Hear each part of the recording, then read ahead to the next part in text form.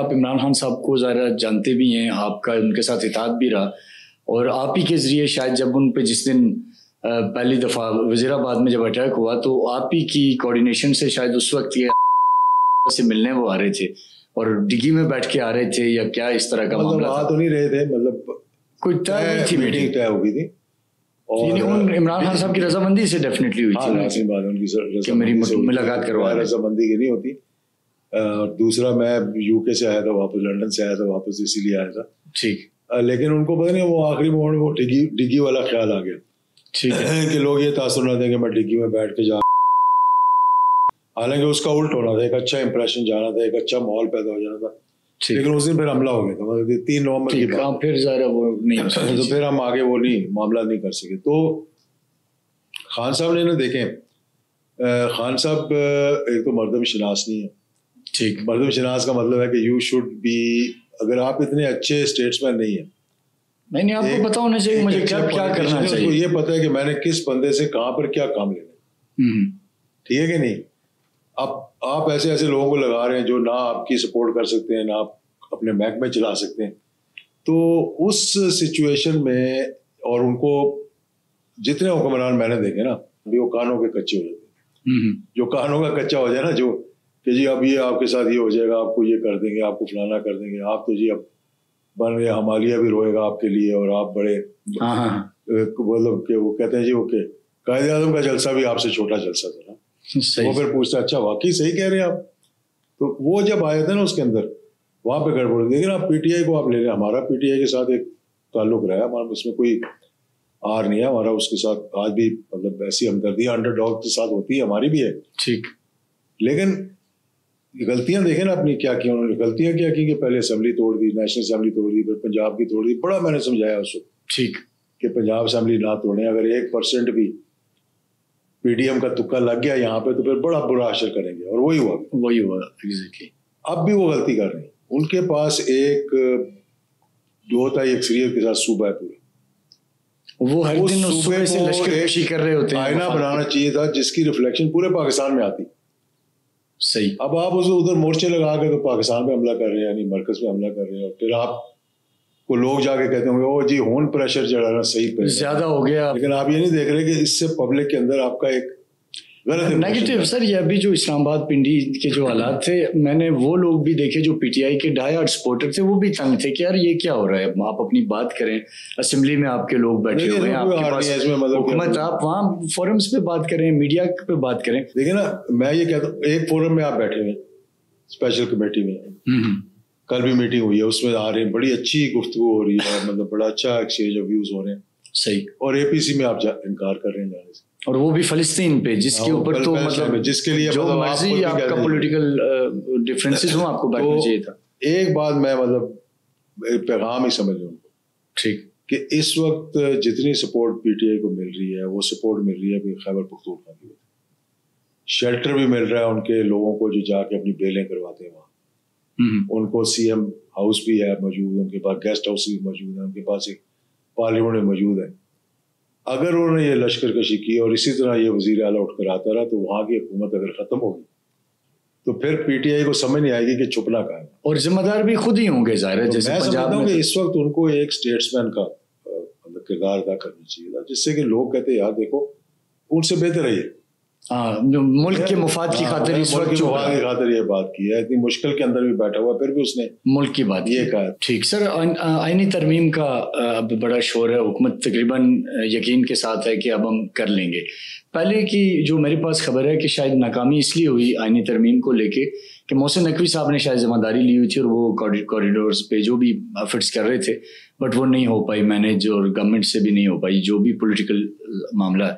अब आपको क्या लगता है कि अगर ये हो रही है, गवर्नमेंट कह रही है कि हो रही है, तो कैसे हो रही है? कोई इनको मियां नवाज शरीफ साहब के एक्टिव होने से या पीपल्स पार्टी के एक्टिव होने से, किस वजह से हो रही है? देखिए, पहली बात ये है कि ये आईनी तरमीम मैं समझता हूँ कि इस्लाहत होनी चाहिए। सबको मालूम है हमारा जुडिशल सिस्टम किस तरह से चल रहा है। पंजाब के अंदर आप ना सिर्फ क्वालिफिकेशन देखें बल्कि फिटनेस भी देखें।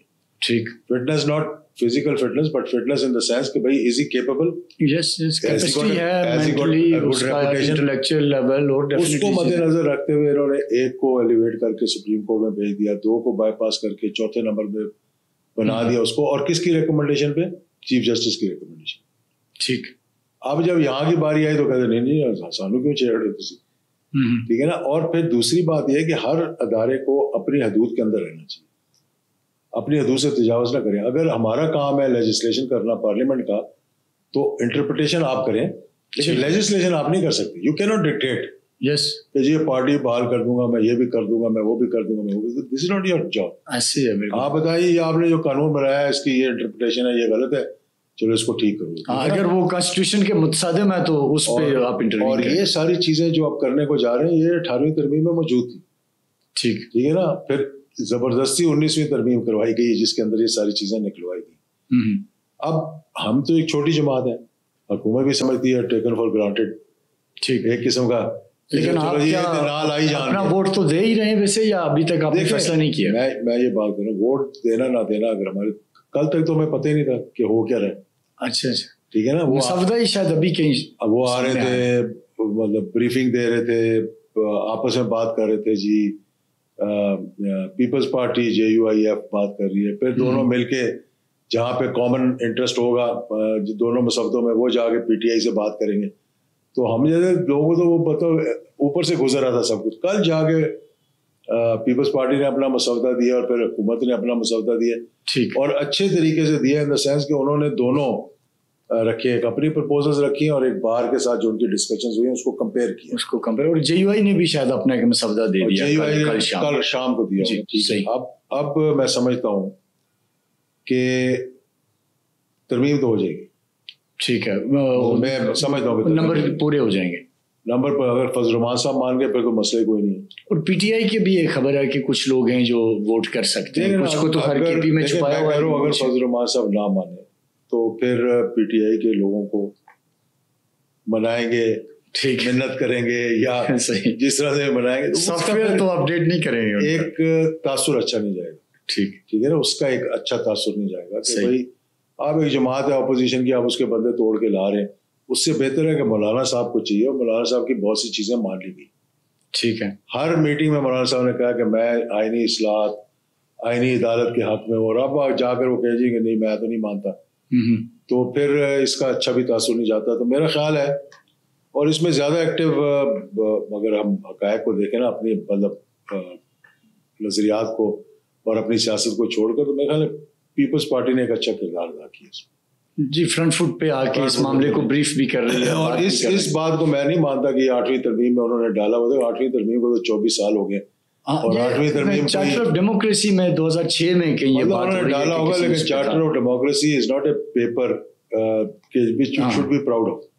सही, ये चार्टर ऑफ डेमोक्रेसी था जिसमें लिखा हुआ था कि जी एस्टैब्लिशमेंट से हाथ नहीं मिलाना, सही, और हमने ये नहीं करना। तो उसकी अभी स्याही जो थी वो सूखी नहीं थी, तो ये जाकर अबू धाबी में मार्शल आर्ट मायदा हो गया था, NRO शरीफ साहब के साथ बैठ के, जब वो वर्दी में प्रेसिडेंट थे तो उनके साथ बैठ के बातचीत कर रहे थे, और मतलब अपने दौर पे थे ना, मतलब उन्होंने देखा किया तो PMLN के साथ है, लेकिन फायदा खुद उठा लिया ऐसे ही। तो वो चार्टर ऑफ डेमोक्रेसी मैं कहता हूँ चलो आईनी इस्लाहत होनी चाहिए। अब वो इस चीज का सहारा ले रहे हैं जी, हमने तो उस वक्त कहा था और ये हमारे पार्टनर सबने इस पर साइन किया, तो ठीक है हम कहते चले। तो उस पर पीपल्स पार्टी साहब डंके बजाने शुरू कर दिए जी कि वो जी हमारा तो हुआ ही गलत था, लेकिन हालांकि उन्होंने कहा कि हम लीगली इसको टच भी नहीं कर सकते। सही, देखिए ना कानून क्या होता है, कानून ये होता है कि एक अदालत से हुआ, वहाँ पे मेजॉरिटी डिसीजन हुआ, वो आगे गया, उस पर स्प्लिट डिसीजन हुआ, उस पर रिव्यू में गया, 100% डिसीजन हुआ, तो उसके बाद क्या हो गया कानून में, आप खोल तो नहीं सकते उसको। आपका तो एक अपना तजर्बा बहुत है, फिर हालात की, मौजूदा हालात की सिचुएशन को भी आप समझते हैं। क्या कहा फाइजा साहब नई आईनी अदालत में चीफ जस्टिस होंगे? तासुर ये दिया जा रहा है कि दिस इज फाइजा साहब को लगाने के लिए सब कुछ हो रहा है, और उनकी रिटायरमेंट से पहले ये सब कुछ 18 को या इस तरह से, या किसी को लगाने के लिए किया जा रहा है, किसी को हटाने के लिए किया जा रहा है, ये तो मतलब बाद में पता लगेगा। ठीक, लेकिन this should not be a person specific law. ठीक है, लेकिन there are good laws and there are bad laws. Bad laws भी पास होते हैं, डेफिनेटली बैड लॉ भी आप पास करते हैं, तो फिर आप एक गुड लॉ पास करें ना, don't make it person specific. और जब फैज ईसा साहब ने कह दिया कि मैं नहीं बनना चाहता, तो रिटायरमेंट के बाद उनको लगाने के बजाय आपको इतने रिटायर्ड जज मिल जाएंगे जो आपकी मर्जी के भी होंगे, आप उनको लगा भी सकते हैं। अगर उसके लिए कर रहे हैं ये एक शख्स के लिए, तो मैं समझता हूँ ये फिर it will be a bad law. ठीक है, लेकिन ओवरऑल बेशक उनको लगना चाहिए, अच्छे होंगे बुरे होंगे, बहुत सी चीजें मैं जिस पे तनकीद भी कर सकता हूँ उन पे, जो रेफरेंस उठा लिया था तो उस पर पीपल्स पार्टी साहब डंके बजाने शुरू कर दिए जी कि वो जी हमारा तो हुआ ही गलत था, लेकिन हालांकि उन्होंने कहा कि हम लीगली इसको टच भी नहीं कर सकते। सही, देखिए ना, कानून क्या होता है? कानून ये होता है कि एक अदालत से हुआ, वहाँ पे मेजॉरिटी डिसीजन हुआ, वो आगे गया, उस पर स्प्लिट डिसीजन हुआ, उस पर रिव्यू में गया, 100% डिसीजन हुआ, तो उसके बाद क्या हो गया? कानून में आप खोल तो नहीं सकते उसको। ठीक है सर, बिल्कुल। बस ये कहानी अदालतों का था। एक चीज और मैं आपसे जानना चाहूंगा सर, खान साहब के हवाले से, इमरान खान साहब के हवाले से एक सवाल है और इसका ताल्लुक आपके वालिद मोहतरम से भी है। आप उसकी तस्दीक या तरदीद कर सकते हैं कि खान साहब ने अर्ली रिटायरमेंट या रिटायरमेंट ले ली थी क्रिकेट से, और फिर जनरल साहब ने, आपके वालिद मोहतरम ने उनको दोबारा उस वक्त कहा कि आप क्रिकेट खेलें, और फिर बाद में ये 92 के वर्ल्ड कप में गए और जीते, और ये जो सारी चीज़ हुई, तो ये वाकया जस्ट मैं चाहूँगा कि एक ओवरऑल ऑडियंस के लिए कि वो क्या कहानी थी, अगर आप बताना पसंद करें। 1986 के बाद सबको ये बात मालूम है, अंदर की बात लोगों को मालूम नहीं है। तो खान साहब ने जज्बात में आके तो रिटायरमेंट तो ले ली थी, ठीक, और उसके बाद उनको ये कहा यार कि तो मैंने गलती हो गई है, रिटायरमेंट नहीं होनी चाहिए थी। तो उन दिनों में क्रिकेट बोर्ड के जो चेयरमैन थे ना, जनरल जाहिद अली अकबर थे, ठीक, उनकी इनके साथ अजीजदारी भी है, इमरान खान साहब के साथ, हाँ, उनकी अजीजदारी भी है, और मतलब उनकी रिस्पेक्ट भी बड़ी करते हैं। तो वो चेयरमैन क्रिकेट बोर्ड थे, तो उनके पास फिर वो खान साहब गए मिलने के लिए, और कहा कि तुमने क्या हमाकत की है? तो कहते नहीं वो हो गया, बस जो हो गया, लेकिन मैं समझता हूँ मुझे खेलना चाहिए। इस किस्म की कोई बात हुई, उन्होंने मुझे खुद ये किस्सा सुनाया था। तो खाजा ने कहा मैं तो खेलूंगा दोबारा, लेकिन मुझे सदर पाकिस्तान जो है ना वो कहें। तो जनरल जाहिद ने फिर मेरे वाले से बात की, हंसते हंसते, वो मतलब उस वक्त फौज में भी थे वो मेरे ख्याल में, और क्रिकेट बोर्ड के चेयरमैन भी थे। तो उन्होंने कहा जी इस तरह कह रहा हूँ इमरान को, he used to, my father used to like him, ठीक, कि 1981, 82, 83 में जब मेरे छोटे भाई ने एक प्राउड पाकिस्तानी के नाम पे तंजीम बनाई थी, तो उसका एक एनुअल फंक्शन होता था जिसमें अनवर मकसूद साहब करते थे कंपेयरिंग, और उनकी टिकटॉक अगर आपने देखा तो उन्होंने जिक्र भी किया उसका कि रात को 3 बजे आगे मुझे बुला लिया और फिर ये कहा। और खान साहब उसके 1-2 दफा चीफ गेस्ट गए, ठीक, और मेरे फादर भी वहाँ उसमें जनरल साहब भी गए, ठीक, और बहुत मरतबा उनका मतलब खुशी से मुंह भी चूमा, और मतलब प्यार से, मतलब कि बच्चों की तरह जिस तरह होता है, ठीक। तो उन्होंने कहा अच्छा चलो यार वो कह रहे तो कर देते हैं उसके लिए, लेकिन इस तरह नहीं। उन्होंने कहा कि जितने लेजेंड्स हैं ना हमारे, सबको बुलाओ और सबके लिए एक गोल्ड मेडल बुलाओ, ठीक। और उन्होंने फिर खाना किया, जनरल साहब ने उन्होंने खाना किया, प्रेसिडेंसी में खाना हुआ, ओके। तो उसमें जहीर बाग, पुराने जितने थे, मुश्ताक होगा, नहीं वो जो भी थे उस वक्त अवेलेबल, उनको बुला के तो एक मतलब टोकन ऑफ अप्रिसिएशन। तो जब इनकी बारी आई तो उन्होंने कहा यार तुमने तो अभी, तू जवान आदमी, तूने खेलना, तू इनके साथ किस तरह ये ले रहा है, you should come back and play, okay. तो खान साहब की बात पूरी हो गई कि सदर साहब मुझे क्या, उन्होंने भी इस तरीके से किया कि जिससे कि किसी को पता भी ना लगे किस तरह आ गए, कि एक रिक्वेस्ट पे वो वापस आ गए खेलने के लिए। और फिर वो खैर बाद में खेले और 92 जीते, 92 का वर्ल्ड कप आया, तो दैट वाज द मतलब वेरी टुक ऑफ ऐसे ही। और लेकिन क्रेडिट इसमें भी देखा जाए तो बड़े जनरल साहब का ही था कि उन्होंने एक मौका दोबारा इनको दिया, अदरवाइज तो ये जा चुके थे। और खान साहब का अंजाम अब आप क्या देख रहे हैं? देखिए ये सारे मफरूज़े, ये हाइपोथेटिकल बातें हैं कि मिलिट्री कोर्ट होगा, ये हमें तो अब ये भी नहीं पता कि जनरल फैज पे क्या एलिगेशंस हैं, उसका सामने आएगा, उनका ट्रायल होगा, कोर्ट मार्शल जो हो रहा है, कोर्ट मार्शल होगा, ट्रायल होगा, ट्रायल के अंदर उनका अपना वकील भी मौजूद होगा।